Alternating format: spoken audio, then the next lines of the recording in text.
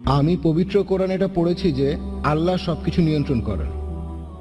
তখন আমাকে একজন বলেছিল, যেহেতু আল্লাহ সবকিছু নিয়ন্ত্রণ করেন, তাহলে আমি যদি কোনো পাপ করি অথবা কোনো ভালো কাজ করি, আল্লাহ সেটাও নিয়ন্ত্রণ করছেন। আর আমি একজন মুসলিম নাকি অমুসলিম, অন্য কোনো ধর্মের, আল্লাহ সেটাকেও নিয়ন্ত্রণ করছেন। আমি যুক্তিটাতে ঠিক পুরোপুরি সন্তুষ্ট না, তবে এ সম্পর্কে আপনার মন্তব্যটা চাই। ভাই প্রশ্ন করলেন যে আপনার এক বন্ধু প্রশ্ন করেছেন যে কোরআন বলছে ওয়াল্লাহু আলা কুল্লি শাইইন কাদির, এর অর্থ আল্লাহ সবকিছুর উপর প্রভুত্ব করেন, সবকিছুর উপরে প্রভুত্ব করেন। এখন কেউ যদি ভুল করে বলে তিনি সবকিছু নিয়ন্ত্রণ করেন, সে যদি মুসলিম হয়, এখানে আল্লাহ সবকিছুর উপরে প্রভুত্ব করেন, প্রশ্নটা কি আপনার? নিয়ন্ত্রণ মানে কথাটা ঠিক বুঝতে পারছি না। তবে মুসলিম হয়ে থাকলে বলি আল্লাহ প্রভুত্ব করেন, হ্যাঁ কথাটা ঠিক। কেউ ভুল করে ভাববে তার ক্ষমা করার ক্ষমতা আছে, হ্যাঁ সেটাও আছে। কোন অমুসলিম হয়তো ভাববে সবকিছুর উপরে আল্লাহর ক্ষমতা আছে, হ্যাঁ আছে। আল্লাহর ক্ষমা করার ক্ষমতা আছে কিনা জানতে চাচ্ছেন? মানে আমি বলতে চাচ্ছি, আল্লাহ তাআলাই তো আমাদের ভাগ্য লিখেছেন। আপনি ভুল উদ্ধৃতি দিয়েছেন। ভেবেছিলাম আপনি এটা নিয়ে কথা বলছেন। যেটা বলছেন সেটা তাকদীর, অদৃষ্ট, যে আল্লাহ সুবহানাহু ওয়া তাআলা আমাদের অদৃষ্ট লেখেন আর সবকিছু অদৃষ্ট অনুযায়ী ঘটে। আপনি যে আয়াতের উদ্ধৃতি দিয়েছিলেন সেটা ঠিক না। আল্লাহ নির্দিষ্ট করে দেন। আর বেশিরভাগ ধর্মই হোক, সেটা হিন্দুইজম, ইসলাম, আমরা মানি অদৃষ্ট বলে একটা জিনিস আছে, সবকিছু অদৃষ্ট মেনেই হয়। এখন প্রশ্ন হলো, যদি এটা আমার অদৃষ্টে লেখা থাকে যে আমি চুরি করব, আর চুরি করলাম, কাকে দোষ দেব? আল্লাহ। আল্লাহ অদৃষ্টে লিখেছেন আমি চুরি করব, সেজন্য চুরি করেছি, কাকে দোষ দেব? আল্লাহকে। নিজেকে দোষ দেবো কেন? যদি আমার অদৃষ্টে লেখা থাকে যে আমি মানুষ খুন করব, যদি অদৃষ্টে লেখা থাকে আর খুন করি, কাকে দোষ দেব? আল্লাহকে দোষ দেব। যদি আমার অদৃষ্টে লেখা থাকে আমি অমুসলিম হব, অমুসলিম হলাম, কাকে দোষ দেব? আল্লাহকে। তাহলে আমি দোজখে যাব কেন? ভাই আমরা কদর অর্থাৎ অদৃষ্টে বিশ্বাস করব, কিন্তু মানুষ এটাকে বুঝতে ভুল করে যে এই অদৃষ্ট কি। আর যেমন ধরেন, একটা উদাহরণ দিচ্ছি, ধরেন একটা ক্লাস, সেখানে 100 জন ছাত্র আছে, আর বছরের শেষ দিকে ফাইনাল পরীক্ষার আগে টিচার বললেন তুমি হবে ফার্স্ট ক্লাস ফার্স্ট, তুমি পাবে সেকেন্ড ক্লাস, আর তুমি ফেল করবে। তারপর ফাইনাল পরীক্ষা হলো, পরীক্ষা শেষ, রেজাল্ট বের হলো, প্রথম জন ফার্স্ট ক্লাস ফার্স্ট হলো, পরের জন সেকেন্ড ক্লাস, আপনি ফেল করলেন। উদাহরণ দিচ্ছি, কিছু মনে করবেন না। এখন আমি আপনাকে প্রশ্ন করি, যে ছেলেটা ফেল করেছে, যে ছাত্রটা ফেল করেছে, সে কি টিচারকে বলবে যেহেতু আপনি বলেছিলেন সেজন্য ফেল করেছি? আপনি কি টিচারকে দোষ দেবেন? না। যেহেতু টিচার 1 বছর পড়িয়েছেন, তিনি জানেন যে এই ছাত্রটা খুব মনোযোগী, ঠিকমতো পড়াশোনা করলে সে ফার্স্ট ক্লাস ফার্স্ট হবে, সেকেন্ড ক্লাস, এটা ফাঁকিবাজ, ঠিকমতো লেখাপড়া করে না, ফেল করবে। টিচার অনুমান করেছিলেন বলেই কি তাকে দোষ দেবেন? না। একইভাবে আল্লাহ সুবহানাহু ওয়া তাআলা, তিনি এই টিচারদের চাইতে অনেক বড়, তার আছে ইলমে গায়েব, তিনি ভবিষ্যতের কথাগুলো জানেন, তিনিই হলেন সবচেয়ে বড় টিচার। তবে আল্লাহ তাআলা, তার রয়েছে ইলমে গায়েব, তিনি জানেন যে ভবিষ্যতে কি হতে যাচ্ছে, আল্লাহ তাআলা আগেই সেটা লিখে রাখেন।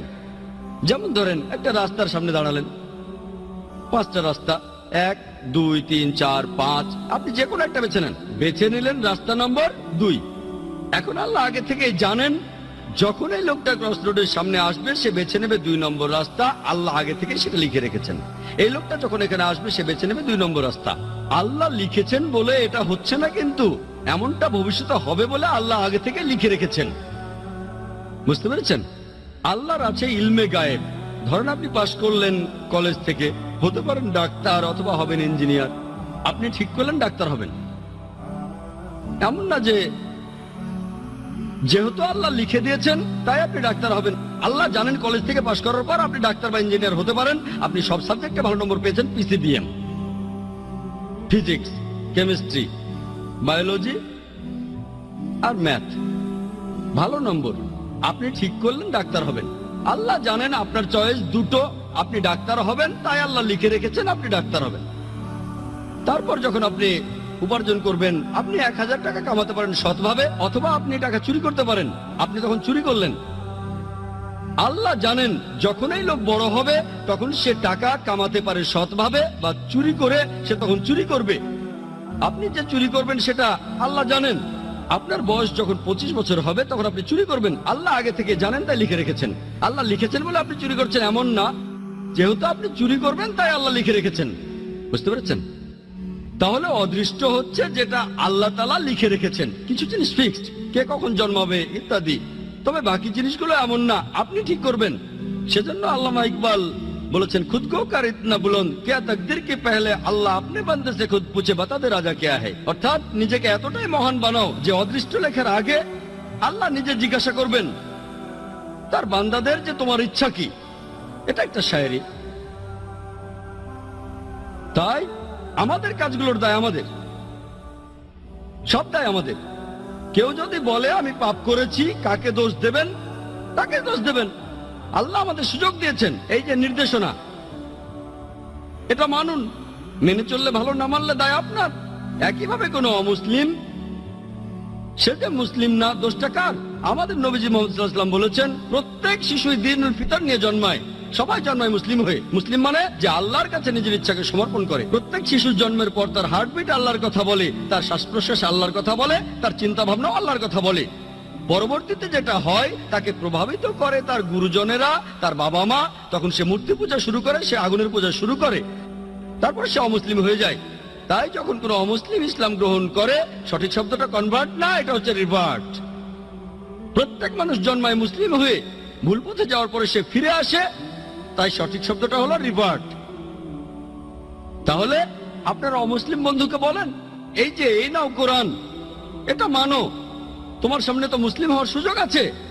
তাকে বোঝান, কোরআন পড়েন, মেনে চলেন। যদি বুঝতে অসুবিধা হয় আমাকে জিজ্ঞেস করেন, আমাকে জিজ্ঞেস করতে না পারলে IRF এ এসে জিজ্ঞেস করেন, তারা সাহায্য করবে। এই কোরআনটা নেন। আপনি এমন কথা কোনো অমুসলিমকে বলতে পারবেন না যে মুসলিম হতে পারবে না, ঠিক? সে তখন আপনাকে বলতে পারে, আপনি বাইবেল পড়েন আর বেদ পড়েন, আপনি খ্রিস্টান বা হিন্দু হয়ে যাবেন। আমার ভিডিও ক্যাসেট দেখে তর্ক করতে পারেন। দুই দিকে, এটা two way traffic, one way না। আমরাও তাদের একই কথা বলবো, এই যে বাইবেল এটা পড়ে না, তারপর দেখেন আমি আপনাদের চাইতে বেশি খ্রিস্টান, ঠিক না ভুল? তাহলে two way traffic, one way না। এখানে সবার জন্য সমান সুযোগ। ওয়ান ওয়ে ট্রাফিক ঠিক না। আমরা সবাইকে সমান সুযোগ দেব। আল্লাহ আমাদের ব্রেন দিয়েছেন, আমাদের বুদ্ধি দিয়েছেন। আমরা মানুষরা যে অনেক উন্নত, কারণটা এই না যে আমরা অনেক হ্যান্ডসাম। আমাদের ব্রেনটা ব্যবহার করতে হবে সত্যের পথে আসার জন্য। আপনারা অমুসলিম বন্ধুকে বলেন, হ্যাঁ আল্লাহ আমাদের সবাইকেই সুযোগ দিয়েছেন, আমরা বেঁচে নিতে পারবো। তবে আল্লাহ আগে থেকেই যে এই লোক কোরআন পড়ার পরে মুসলিম হবে কিনা, প্রথম জন, দ্বিতীয় জন, এখন আল্লাহ জানেন প্রথম জন মুসলিম হবে, দ্বিতীয় জন হবে না। আমি বা আপনি জানি না, আমি শুধু উদাহরণ দিলাম। আমি আসলে জানি না প্রথম লোকটা মুসলিম হবে নাকি দ্বিতীয় লোকটা, দুজনে হবে নাকি কেউ হবে না। আমি শুধু উদাহরণ দিলাম, যদি মুসলিম হয় সেটা তার তকদিরে হবে। সে কোরআন পেয়েছে, তারপর পড়েছে, হয় সেটা মেনেছে নয়তো মানেনি।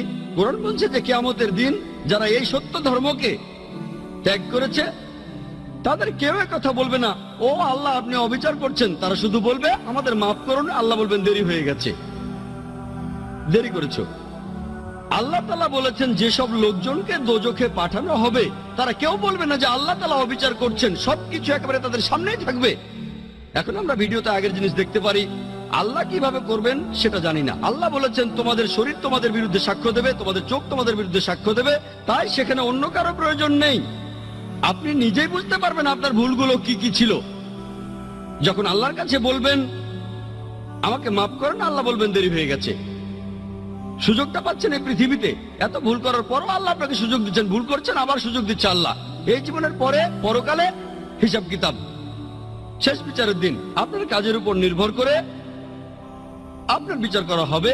কাজের উপর নির্ভর করে আপনি যাবেন বেহেশত বা দোজখে। আশা করি উত্তরটা পেয়েছেন।